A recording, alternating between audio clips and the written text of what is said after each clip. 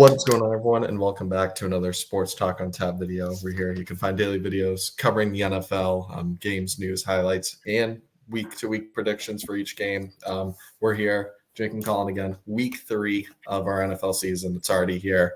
It's moving, even though it's only week 3, a little bit too fast for me. But we're back. And Colin, first week, we had 6 different opinion games. We ended up in a 3-3 tie. Last week, very similar predictions, only 2 games off. We split again. So we were tied entering last night, but we did a text message on who we thought would win. So it's only fair we start off with that game. Where the Jets kind of steamrolled the Patriots in a way, 24-3. Yeah, I think, you as a Pats guy and, most Patriots fans here, I think for them to win, Ramondre Stevenson would have to have another big game. Unfortunately, the Jets kind of pounced on them early, couldn't really get the pass game going. Aaron Rodgers connected with Garrett Wilson. That running back duo looked like too much. And the story for this game, Colin, when I watched it, was the Patriots' offensive line could not stop a single thing. Jacoby Brissett was basically dying back there. I can't even really blame him for this game. No QB is going to succeed with that kind of unsustainable pressure. And the Jets defense, showed why they're still top of the league after having a couple questionable first weeks, but they're still up there. The Jets offense just seemed to get improving and looked like the preseason hype we finally saw. But, for the Patriots, there was not really real expectations. And, we'll talk about the Seahawks, but that game was a dogfight in week 2, came down to overtime. But I think the offense is kind of coming back to earth. And the way the Patriots are going to win games is by great defense and great rushing. And they didn't get that in the Jets game. Yeah, no, definitely. So it's pretty tough to watch. Yeah, if the O-line can't do anything, this is going to be a rough season. But hopefully, they can bounce back next week. But with that being said, so technically I have a 1-game lead entering this weekend with our predictions from last night. So with that being said, we'll see where we're different and where we look coming back. And we have a lot of great games. And last week was a lot of upsets. So really, oh yeah, even though we weren't off on a lot of games, we were off just in general on who would win. So we'll see what happens this week. But with that being said, Colin, first game, Bears-Colts. For me, I think this is kind of a weird game. We both picked the Colts last week. And Malik Willis, the Green Bay rushing attack, ran for like 250 yards. DeForest Buckner's out. Anthony Richardson showed why he's still a rookie. He's had some high highs, but some very low lows. And that game was a low for that offense. 3 interceptions. They lost like 16-10. And the Bears, Colin, as much as you've been right about Caleb Williams so far, he's not looked up to his, first overall pick. Their defense still kept them in that Houston game. That game was only 19-13. And I think this Bears defense is going to continue to give Anthony Richardson problems. And without DeForest Buckner, I think the Bears offense can finally get going and at least show some sort of life in this game. I think it's going to be a dogfight still because, both teams really haven't done much on offense. And I think, the Bears defense is really good as they, held the Texans to 19 points in that Sunday Night Football game. So for me, give me the Bears in a close win. I think the offense finally shows some life. Okay. First one is we disagree on once again. Bears are kind of lacking in the receiver core right now. I mean, Caleb Williams is going to have to rely on people like Cole Kmet and we got Keenan Allen out, I think, on the Bears too. I don't know. He was out last week. I think he's questionable this week, and the same with Odunze. But Odunze really hasn't shown much, and DJ Moore was getting really frustrated last week. You're not going to catch me betting on Caleb Williams too much. I know Anthony Richardson had kind of a tough game last week. I think he'll bounce back here. I just think the Colts are a better team overall. The Bears really haven't shown me anything where they can kind of compete on a higher level. The way that the Colts kind of battled with the Texans showed a lot for me. I know that the Colts have the potential to make a lot of high-scoring games, stuff like that, especially with a healthy team. I'm going to go with Richardson on this one over Caleb Williams. Yeah, that might just be kind of who you prefer quarterback-wise. But, yeah, for me, I think the Bears defense will do enough, but I can see why, given what the Bears offense has shown, why you've gone against them and, with their all their injuries at receiver. So with that being said, that's the second game we disagree on so far, Thursday night, and the first game. And this next game we might disagree on because Chargers, Steelers. Last week, the Chargers ran all over the Panthers. That was my lock of the week. That was kind of expected. Herbert, once again, didn't really throw too much. And then the Steelers overwhelmed Bo Nix. Another rough game for the rookie quarterback. Justin Fields has kind of just done enough on offense. And this will be the Steelers' first home game. For me, this is really 50-50. But I think the Chargers are just going to win by a field goal in this one. I think the Steelers defense is really good enough that this is going to be the first time where J.K. Dobbins isn't going to run for 150 yards. But Herbert, I count on him to be able to throw and make some big time throws in this game. And, TJ Watt, front seven is great, but the Chargers got Rashawn Slater and Joe Alt in the first round that have been protecting him really well. So I trust the Chargers offense more than I do the Steelers offense, even if the Steelers defense is a little bit better than the Chargers. The Chargers with Jim Harbaugh are just playing great football, run heavy, but Herbert can make throws when he needs to. I think this will be a game where he needs to make some of those big throws. So give me the Chargers by like a field goal in this game. Yeah, well said. Not to knock anything that the Steelers have done lately. I'm very surprised at how they've been playing, especially with Justin Fields stepping in there. But yeah, I'm just going to give it to the better team here. The Steelers are kind of due for a dud week, and this will probably be that week. I don't think the defense will be good enough to outperform and kind of carry like they sort of have. And I think Justin Fields is kind of due for one of those games as well. Yeah, no, and I 100% can see that happening. So, in the Steelers offense last week, even against the Broncos, didn't look that great. It was like a 16-9 dog fight. So, it is what it is, but that's how the Steelers play, and their defense will keep them in every game. With that being said, we move on, Colin, to the Eagles Saints, and these are two teams that, the Eagles last week choked that Monday Night Football game away. Saquon Barkley drops it. Kirk Cousins leads them on a game-winning drive. We both got that game wrong. Crazy. And then we were both heavily wrong on the Saints. The Saints dog-walked the Cowboys in Dallas to continue their historic start to the season. First 15 possessions they scored on, and really they probably could have scored more on Dallas. I think they just showed a little bit of mercy. Derek Carr's doing some break dancing in the end zone. They're just having that much fun. More accurate Derek Carr. Yeah, Kamara looks revived. He's having a historic start to the year. Rashid Shaheed, Chris Olave hasn't even gotten going yet. For me, this Eagles defense is not good at all. And I think the Saints back in the dome will kind of have their way again. I think the Eagles offense can maybe put up some points, but the defense has always been their calling card with Dennis Allen as head coach. And I think with Marshawn Lattimore coming back, no A.J. Brown, I can't see the Eagles getting it done. I think the Saints will win this game. Yeah, tough time to be an Eagles fan, unfortunately, right now. Even though they looked so good going into the season, it's really hard to bet against the Saints here. They are home too, I believe, so even harder. I really, if you're betting on the Eagles here, man.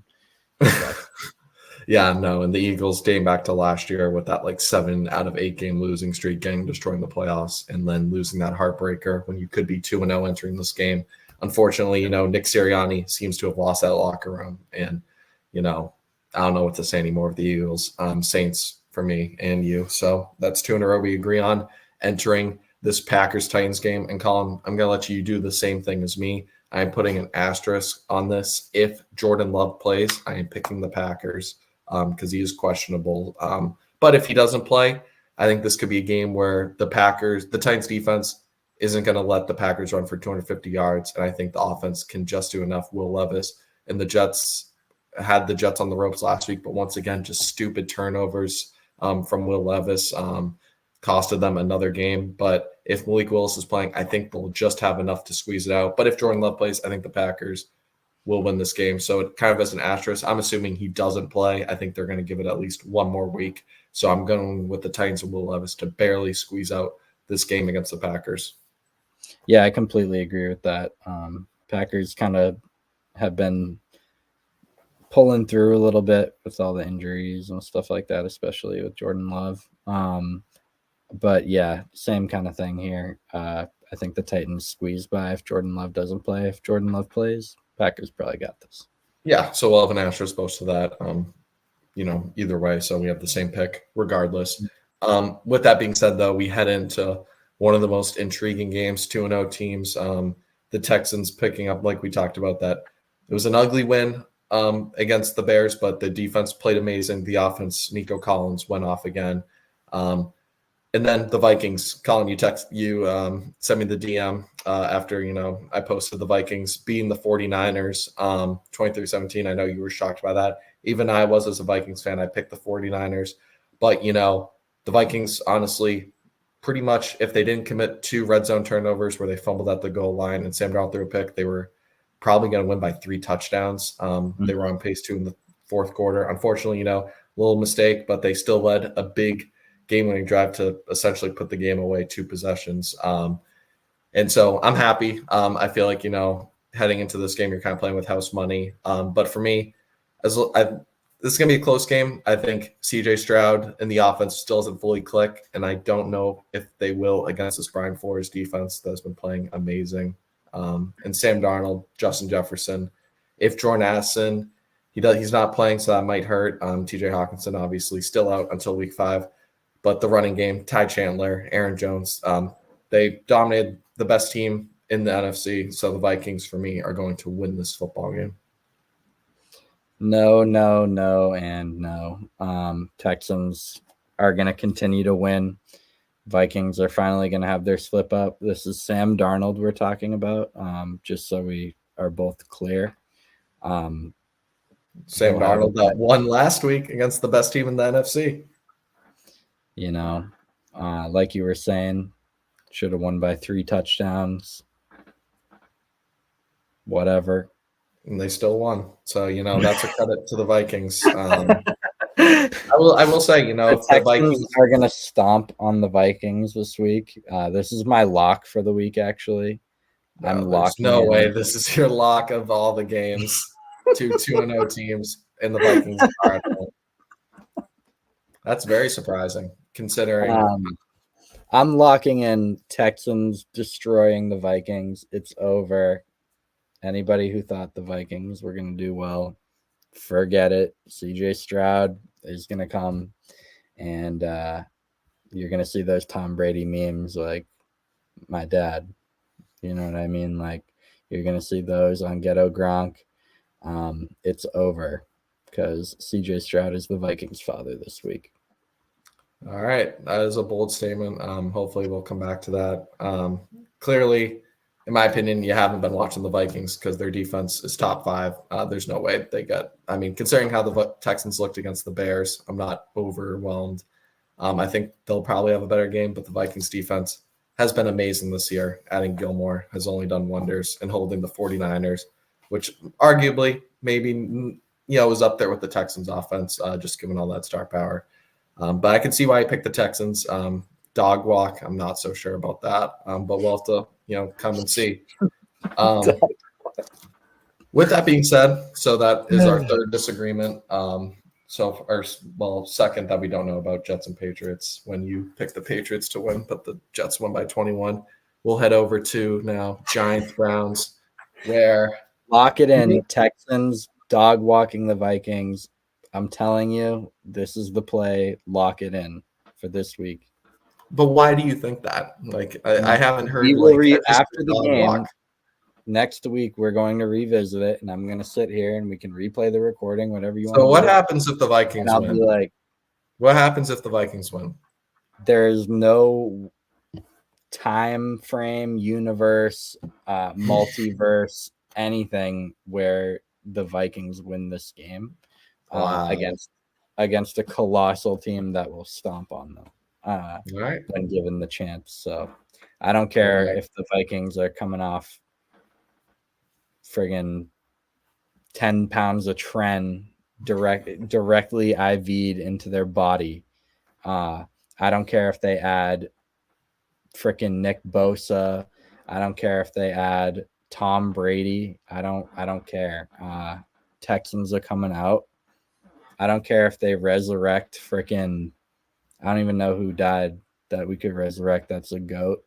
You know what I mean? Like, it's over. Very, very interesting. And, we'll leave it at that, but can't get much worse than the Patriots this week. So I'll end it at that. This is my bounce back game. I get 2 points if they stomp. Next game, No, you don't. Next game, Giants. Giants versus Browns. We'll move on from that, but we'll make sure to come back to that and revisit. Giants We will. Browns for me. I picked the Giants last week, and that was you picked the Commanders. And honestly, the Giants probably win if they have a kicker, but unfortunately they didn't. So, Yeah, they that didn't. sucks. Yeah, They became the first team to score 3 touchdowns and not allow any, and still lose. So the Giants just found a new way to lose. But for me, Cleveland's defense is going to be too much. Danny Dimes won't have as good of a game as he did last week. And while the Browns' offense certainly leaves a lot to be desired, I am picking the Browns, especially at home, to start off the season 2-1. Yeah, Myles Garrett's going to be cuddling with Danny Dimes in the backfield all game. It's That's something I over. can agree with. Yeah, That's all my right. second lock of the week. Yeah, well, any lock of the week with Deshaun Watson, I'd never do that. But we'll see, because he sucks. But we'll see.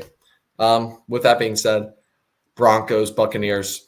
For me, this arguably is a lock of the week. Bo Nix has looked Here we awful.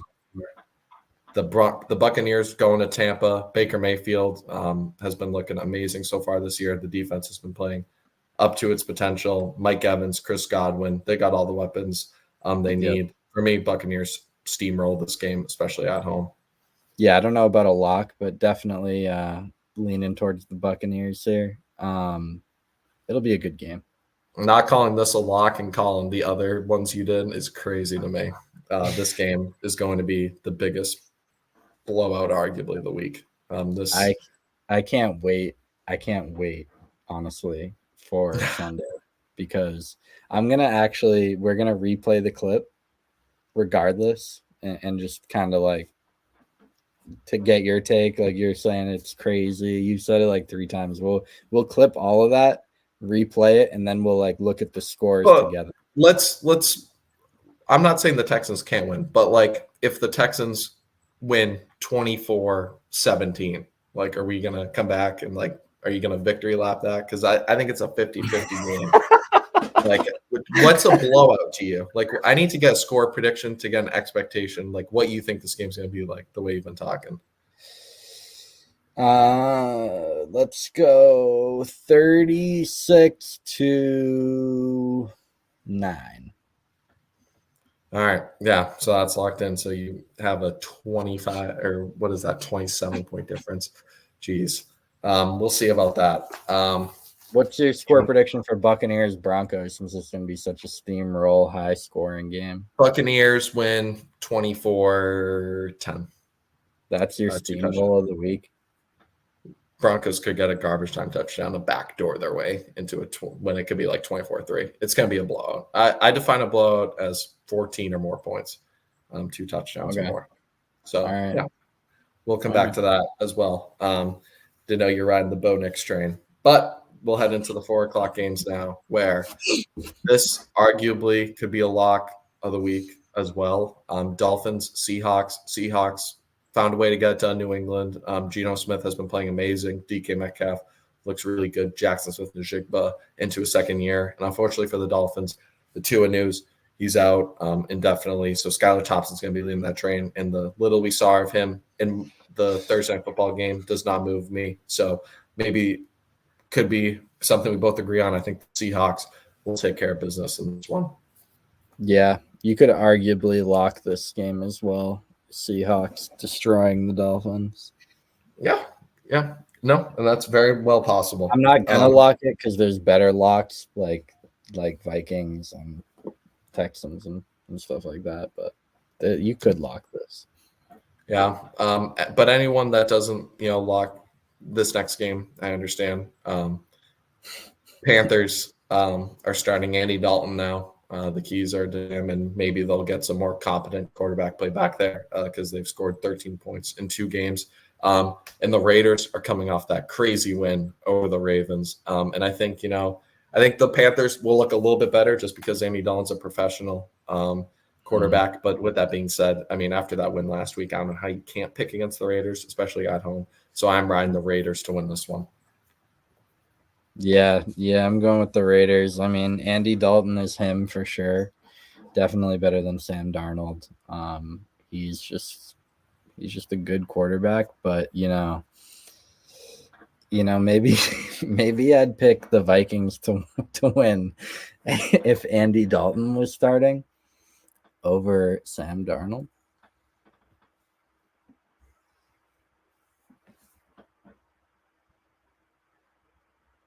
You there? Yeah, no, I think the Wi-Fi heard that bad take, so it cut you off. So Andy Dalton, yeah. I mean, who are you picking though in this one? Raiders. Yeah, so that Andy Dalton spiel was really all for nothing. Raiders are both winning on our bracket, so no difference there. Might be a difference in this game though. Probably gonna be America's game of the week because it is the Dallas Cowboys. But Ravens, ugly loss to the Raiders. I don't care if you think the Raiders are going to be decent this year. You don't blow a 10-point lead at home, to especially start your season 0-2. But then there's Dallas. What the hell was that? The Saints might be good, but allowing, what was that? I think 44 points in Derek Carr doing the dance in your own end zone is crazy work. So Yeah. we'll see. In this one, though, I just don't see a way the Ravens start 0-3. So I'm going to pick them. I really don't know who I'm going to pick, but Dallas's defense looked awful, and I think the Raiders are just going to be more hungry in this one. They need a win to stay alive because if they start 0-3, going from the 1 seed last year, AFC Championship game, hosting it to not even making the playoffs would be a disaster in of itself. So I think the Ravens barely squeak this one out. Yeah, if the Ravens don't win this, you won't catch me picking them for a single game going forward for the rest of the season. All right, we'll have to clip that too to make sure you stay true to your word. You've been busting out these hot takes late on this Friday night. It's currently being clipped. Everything's clipped. Yeah, no, it is, and hopefully the people listening will be like, "Wow, that's ballsy." And hopefully we run it back once I'm right. Yeah, we'll see. Maybe if Caleb Williams lights it up, we'll have to replay that Caleb Williams clip you came out with. We'll have to. We should. Everything's a mystery. But with that being said, that brings us to our 425 slate. First game, Niners-Rams. Niners, we talked about it a little bit, lost to the Vikings in a weird game. But the Rams, we both picked them last week. They got clapped by the Cardinals. The injuries have piled up. No Nakua, no Cup. I don't know how Stafford's going to survive back there. I think the Niners this is arguably a lock of the week as well. The Niners are going to win this game. They're hungry. They need to bounce back. Crazy lock for sure. But, I mean, I kind of see it. Niners had a tough week last week, but I bet if you ran that game back 5 times over, I'd say they'd win every other time. Really? Because they didn't win last year in Minnesota either. So I think if you run it back 5 out of 5 times, the Vikings win 5 out of 5 times. The Niners? Wait. Who was in the Super Bowl last year, though? Who lost the Super Bowl? And who knows if the Vikings have Kirk Cousins in the playoffs, they meet up, the Vikings would probably have won. The Vikings just have their number. And that's just the way it is, Colin. I know you started last year. Jordan Addison did it. And even doing it last week with no Hawkinson, no Jordan Addison, if you run it back with everyone healthy, the Vikings probably boat race them. So that's just the reality we're living in. I love the job at the Vikings come back to it. Can't give them any credit after the Patriots, though, scoring 3 points in a football game. But, you just can't catch me betting on you if you're starting Sam Darnold. You can have a few lucky games, in the beginning of the season. Betting on Jacoby Brissett, though. Jacoby Brissett is a better QB than Sam Darnold.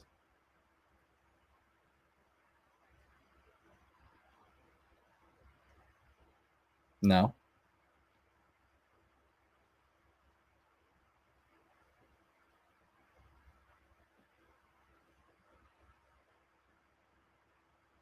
No. I think the Wi-Fi cut out again.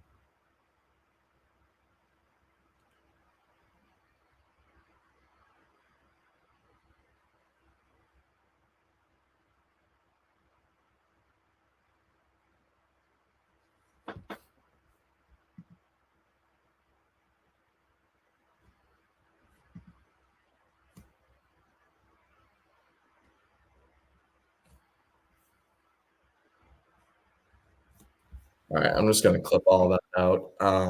Oh, there you are. Yeah, I'll just clip all that out, but we'll continue recording.